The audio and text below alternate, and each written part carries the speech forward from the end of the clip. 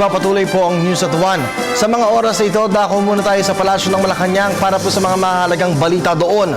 Nakatutok doon ang aming kasamang si Elena Luna, mag-uulat ng live. Maraming salamat, Kirby. Formal nang nagpaalam kay Pangulong Aquino ang ambasador ng Singapore sa Pilipinas matapos ang 3 taon na tour of duty. Samantala, bumibisita muli sa bansa ang kauna-unahang Pilipina na nahalal bilang mambabatas sa South Korea. Ginawaran ni Pangulong Aquino ng parangal na Order of Sikatuna na may ranggong Grand Cross o Datu ang ambassador ng Singapore sa Pilipinas na si VP Hirubalam. Ang Order of Sikatuna ay isa sa 3 matataas na parangal na ipinagkakaloob ng gobyerno ng Pilipinas.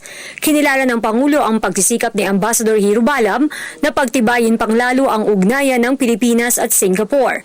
Sa tulong niya, naging matagumpay ang state visit ni Pangulong Aquino sa Singapore noong Abril at working visit niya nitong Nobyembre. Malaki rin ang papel na ginampanan ng ambasador para sa pagdating ng humanitarian assistance ng Singapore sa Pilipinas noong mga bagyong Pablo, Yolanda at Hagupit, pati na rin ang tulong sa mga biktima ng lindol taong 2013. Ito na rin ang farewell call ng ambasador sa Pangulo matapos ang 3 taong tour of duty sa Pilipinas. 17 taon na siyang diplomat na naitalaga rin sa mga bansang Saudi Arabia at Brunei.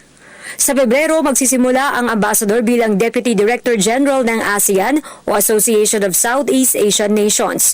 Pangungunahan niya ang Political Security Community na siyang responsable sa ugnayan ng ASEAN sa dialogue partners ito at international community. Naging bisita rin ni Pangulong Aquino ang parliamentary delegation mula sa Korean National Assembly. Pinangunahan ng delegasyon ni Jasmine Lee ang kauna-unahang Pilipino at naturalized Korean na naging bahagi ng National Assembly ng South Korea. Si Lee ay mula sa Davao City. Nahalal siya sa National Assembly taong 2012. Kabilang din sa naging courtesy call ng mga mambabatas mula Korea si Senate President Franklin Drilon. Kasama rin, Kirby, sa schedule ni Pangulong Aquino ngayong araw ay mamayang alas 3 ng hapon ay pupunta siya sa Embassy ng Saudi Arabia sa Makati City para pumirma o lumagda sa Book of Condolences para sa pumanaw na hari ng Saudi.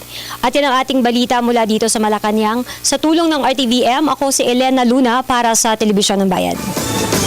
Maraming salamat sa iyo, Elena.